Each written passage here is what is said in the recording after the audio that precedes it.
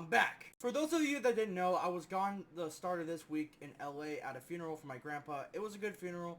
Everything went by good, like nothing wrong with that. But I wanted to take this time to just make like a little rant about something. Like we stayed at the hotel called the Hilton. It's literally like across from Universal Studios. Great hotel. Nothing bad to say about it, but there is one thing. You know, like in front of the Universal Studios, like actual park, there's like that whole area with all those stores, all those restaurants, like all that good jazz, like all the cool stuff. But you know one thing, like it's mostly food, like it's a lot of things, but it's mostly food. But you know one thing that just makes it bad? It's all the stupidly ridiculous prices for everything. Like we stayed at Bubba Gump's, like the restaurant right there. Like it's a cool restaurant. I've heard great things about it, especially the one in Monterey, but this one was in Universal. But we stayed there. Like we ate there. It was me, my brother, my mom, and her boyfriend. Like the four of us going to eat dinner there. Me and my mom's boyfriend both ordered burgers. My brother ordered shrimp, and I forgot what my mom ordered, but all four of us got food, and the total of the cost was $157 freaking dollars. Stupidly expensive. And you know what the worst part is? Like I would understand it kinda if it was like really good quality food, but it was not. The food was awful. Our burgers had little to no flavor. The shrimp was dog shit. Like it hurt all of our stomachs. Like the food was awful. Same with the hotel we stayed at. Like again, nothing wrong with the hotel. It was a really nice hotel, but they have like breakfast buffets like down in the lobby every morning, and it sounded pretty interesting because they had like stuff like bacon, eggs, waffles, like all that good stuff. But the thing is, like it costs like for the four of us, it costed like $160 just for like breakfast. And again, the food tasted like shit. So there's no reason to like have these stupidly high prices for shit food. Just some advice for people that are going to LA, like for any other reason, or if you just go to Universal, like just prepare yourself to have a bunch of extra change in your pocket, especially if you're with others, because they're going to charge you a stupid amount of money to get anything anywhere, like restaurants, stores, you name it. So be prepared, especially it's in California. What is up, everybody? My name is Logan Strom. Welcome to CTF Strom Talks Football. Today I'm going to be giving you guys my top moments from this Week 18 week of NFL. I don't know why I said it like that, but I was just trying to say this week of NFL, but you know what I mean. I decided to do this instead of do a Week 18 NFL reactions because almost all the games were just basically division rivalries that just did not matter this week because either it's one team that's already in the playoffs and the other one is just not, and there's no starters in, or both teams are just terrible and they're not even in the playoff picture, so they're not even worth watching. So instead of just wasting my time and your time with going over games that don't matter, I'm going to give you my top moments that I thought were like significant to this week that I'm going to give you my reactions on. So let's not waste any more time. Don't forget to comment, like, subscribe, turn on notification bells so you don't miss any of my videos whenever I post. With all that out of the way, let's get started. Alright, so the first one we've got, well, this one's just the most comical one, but it's the fans that traveled 1,000 miles to see Saquon break the record for him not to play. Dude, I feel bad for these people, but it's honestly hilarious, dude. Like, imagine, like, dude, you had, like, a week to look at your phones. Like, you had a week to, like, see the injury report or any sorts of, like, media, like, revolving your team, and you still thought there was somehow a way Saquon was going to play, even though a week before they said he was going to be out. This is like the one, like, really funny one. I just wanted to include this just because I thought it was hilarious. Alright, the next one we've got is the Panthers and Bryce Young putting up 44 points to make the Falcons' playoff hopes fall apart. There's a lot to talk about with this one. For one, Bryce Young had an amazing game. He was on point. He didn't have a single turnover. He looked like a quarterback that's played for a few years. And also, this is a good reminder of how pathetic the Falcons have been this season. This is a team that was expected to win the division, easily, even though Tampa Bay, I thought, was going to be good, and they are. But, this is a team that had, the most talent on their roster. I had a bad feeling about their coach, which I still don't think he's that great of a coach, but, they had everything set up for success, and it just all fell apart. It's honestly hilarious, the fact the Falcons can find every single way to F up, their chances in every single season, even when they look extremely bright. I will say one thing, I think Michael Penix, with enough, development, he could be a great quarterback. There's flashes of greatness out of him, but there's also flashes of, him not being a great quarterback. If he can get the right coaching around him, he could be good, but, let's just take this time just to laugh at the Falcons, because holy crap. Alright, the next one we've got is the Broncos blowing out the benched Chiefs 38-0 to clinch a playoff spot. Dude, if they would have lost to the Chiefs even though they had all their backups in, like, that would have been absolutely hilarious, dude. Like, imagine the Bengals or the Dolphins making the 7th seed with how much crap they've gone through. Like, it would have been hilarious. This team was 10-5 from the start. My bad, they were 9-5, but you know what I mean, dude. Like, they almost blew it this season, but they somehow did, like, make it to the playoffs. Like, it sucks because with how bad the Dolphins are, if they would have gotten the 7th seed, that would have been hilarious. Or honestly, the Bengals might have had a shot to beat the Bills. Like, I'm not saying they would, but they might have had some point, like, a bit of shot. But the Broncos, they're going to get wiped. So congrats, Broncos. Like, even though it's, like, literally for nothing and you're just going to get mollywopped in the first round, like, I hope you're happy because you guys got the last spot. Alright, the next one we've got is the Bengals finishing 9-8 and missing the playoffs, while Joe Burrow and Ja'Marr Chase having career seasons. Like, dude, this is just such a bad look for the Bengals organization as a whole, because when you have players like Joe Burrow and Ja'Marr Chase with how great as they are putting up career years and not doing anything with it, like, it's bad, man. Like, I had a feeling like the coaching staff was going to get nuked because of this, and yeah, it did. Tons of coaches got fired after the season. Just listen to these stats. Joe Burrow, 4,918 passing yards, 43 touchdowns, 9 picks, and a passer rating of 108.5. And then you got Ja'Marr Chase with 127 receptions, 1,708 receiving yards, 17 touchdowns, and averaging 13.4 yards a carry.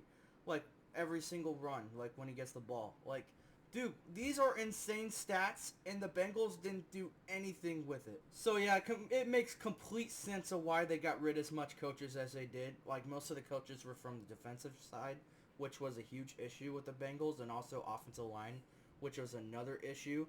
But, like, dude, like, you just gotta think, like, how long will this core be around to where they can do something with it? Because they made the Super Bowl once, failed.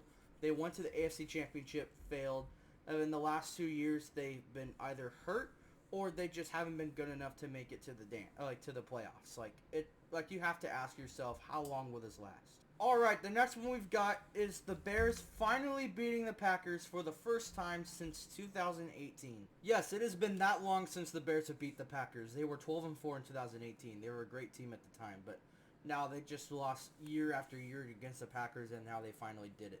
I did not watch much of this game just because it was really boring, and I just was paying attention to a couple games when I could. But yeah, like, this was great for the Bears. Like, it was awesome to see the Bears finally beat the Packers.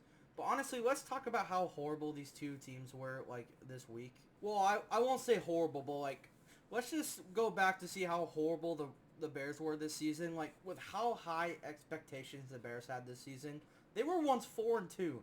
Now they're 5-12. Like that's insane. And also, I wanted to talk about how dumb the Packers were this week. In regards to them clinching a playoff spot, they decided to start all their starters this week, and with the odds of that, Christian Watson tore his ACL. He's out for the year, and Jordan Love might miss this playoff game. Like, I understand that they could have had the 6th seed or the 7th seed. Like, there's still something to play for. But at the same time, if you're going to risk having your starters in, like, what's the point? Because now Christian Watson's not going to be able to play for you, like, and he's been able to do well, like, the last few weeks. And Jordan Love might not play, which without him, the Packers aren't going to do shit, especially against the Eagles. So honestly, like, I don't know if this was worth it for Green Bay. Like, honestly, like, either way, the Bears fans are still going to talk trash. Like, that's what they do, like, especially when they win big games like this. But honestly, it would have made a lot more sense if the Packers would have benched their starters and lose that way, because, like, dude, what was the point? Alright, the next one we've got is Mike Evans ending his season with 1,000 receiving yards, adding to 11 straight 1,000-yard seasons. I was doubting it at first. Like, he wasn't getting the ball that much in this game, and the Bucs were starting off very slow in this game. The Saints had a 2-score lead at one point, and the Bucs came back, and Mike Evans was 5 yards shy of having 11 straight 1,000-yard seasons, and with 36 seconds left on the clock, they threw it to him with like a little curl route, He got the 5 yards, and he ended off with 1,000 yards on the season. First off, I want to say a huge congrats to Mike Evans. Like, he's been an insanely great receiver for a while now. Like, as soon as he was a rookie. He's a first ballot Hall of Famer. Like, he belongs in there, dude. Like, he's an incredible receiver. And to end this part off, like, as a Saints fan perspective, like, I've been watching this pathetic franchise for 11 years now. I've been watching how bad this team has been for the last 3 years. Like, I already know how they've been playing. Like, I already knew the Saints were going to blow this game. Like, they do it every time. Like, even though they had a 2-score lead, like, against Tampa Bay, too, like, I knew we were going to blow this game. Like, honestly, I'm not even shocked. So, shitty season for the Saints, especially with how we started, but honestly, let's just hope we get a good draft pick because, oof. Alright, the next one we've got is the Cardinals beating the Niners 47-24. Like, I know I said I was going to have meaningless, like, rivalry games in here, but I just wanted to put this one in just because I wanted to talk about how pathetic the Niners have been this season. You're already seeing a picture of Jake Moody. Like, if you're already seeing this ass wipe, like, on your screen, like, you already know how it's been this season. Like, obviously, Jake Moody missed another field goal. Like, no shock there. Nothing has been done yet, but I expect him to be fired, like, sometime this week. Like, he needs to be. He's terrible. Like, I know the Niners, like, sometimes have bad years, but, like, this one's just different. Like, dude, they ended the season 5-12, I believe. Like, somewhere around that. They ended the season horribly. Like, their division record was 1-5. They only beat the Seahawks once. Like, and that was a close game. They got swept by the Cardinals. They got swept by the Rams. Like, it was embarrassing. I mean, I guess there's a positive where they have a high draft pick, so they can use that on a great player to, like, add on to their already great roster when it's healthy. But there's a lot of decision making they're gonna have to do in San Fran this, like, off season, because there's some players that they're gonna have to ask themselves if they really want them, if it's worth it to keep them, especially if you want to pay Brock Purdy. Like, I will say, I still think he's a great quarterback. I just don't think they should pay him the amount they were already thinking of paying him, like, in the start, because he did not have that great of a season. And it's just like the Bengals with the Niners for me, just on a whole nother level. Like, with how great talent, like, how much great talent they have on this squad, like, you really have to start asking yourself, like, are they going to do anything with this core? Like, they're not getting any younger. Like, they're going to start wanting to play somewhere else. Like, they're not going to be as great as they once were for some. Like, you got to ask yourself, like, you got to make it happen before, like, it'll never happen again. Like, it's starting to get bad. The next one we've got is the Titans clinching the #1 pick in the draft. Like, I really did not want to include this one, but it'd be kind of hard not to, just because, like, honestly, like, it'd be hard to make a video like this without, like, announcing who got the first overall pick. And honestly, this one's a pretty interesting one because I know how bad the Titans have been this season, but I didn't see them getting the first overall pick. I thought it was going to be either the Giants or the Patriots or, hell, even the Browns, but I didn't think it was going to be the Titans. I thought they're going to be, like, 3 or 4, but honestly, like, it shows. Like, the Titans have been the worst team in football. Like, their quarterback situation has been terrible. Like, I'm not sure how, like, coaching is still. Like, I know game management's been bad, but, like, you got, like, maybe, like, a generational talent, like, can help them out here. Maybe Shedeur Sanders, maybe someone else, like, I don't know. So, congrats on the Titans and of getting the first overall pick in the draft. So, yeah. Alright, the next one we've got is the Patriots firing Gerard Mayo after upsetting the Bills. When I first heard about this, at first I was like, okay, makes sense. Gerard Mayo's not that great of a coach. But, like, thinking about this for, like, the last couple days, like, firing him this soon, like, it was pretty idiotic. Like, you know how Jimmy Johnson was? Like, I know I'm using this from Gronk on the Fox show, but he made a pretty decent point with how, like, even with how stupid he is. But, like, that out of the way. Like, Jimmy Johnson started off 1-15 with the Cowboys, and honestly, he, like, even though that was a bad year, they still gave him a shot. And what did he do with that? He won a couple Super Bowls. Like, honestly, like, I don't think the Patriots would be that kind of level with Gerard Mayo, but it was kind of dumb to see him get fired that quickly. And he wasn't as bad as guys like Doug Peterson or Antonio Pierce, who deserved to be fired after, like, one season. But, like, still, man, like, I don't think Gerard Mayo got fair treatment over there, and I hope they get somewhat of a decent coach, because if the next coach ends up being super bad, like, they're going to look back at this decision and, like, smack themselves on the head because this was a pretty ballsy one. And the last one we've got here is, of course, the Lions clinching the #1 seed in the NFC while the Vikings looked like absolute shit. This game was so hyped up, man. Like, this game was, like, in every single football commercial. Like, this was seen as possibly the best ending to a season ever, like on Sunday Night Football. Like, two 14-2 teams going head-to-head in a division rivalry for the #1 seed. Like, this had all the potential to be one of the best games we've ever watched. And to the most part, the Lions played to that hype. The Vikings did not. It was a pretty slow start just because the Vikings defense was doing their part like always. Like, they've always been a great defense. But it was their offense that was the biggest problem, especially Sam Darnold. Like, he looked like Jets or Panthers Sam Darnold out there. Like, he looked bad. And Sam Darnold missed like 3 wide open touchdowns, and including the 3 field goals the Vikings kicked, that would have been 30 points on its own. Like, it would have been 31-30, and with 1 field goal the Vikings might have had a shot. But no, Sam Darnold decided he wanted to go back to his Panthers or Jets days and tried to make this look more embarrassing as possible. So great game by the Lions. They got the #1 seed, but this game really makes you question one thing with the Vikings. Like, we already know how great of a team the Vikings are, but now you got to ask yourself, what team's going to show up? Is it going to be the team that steamrolled over the Packers twice?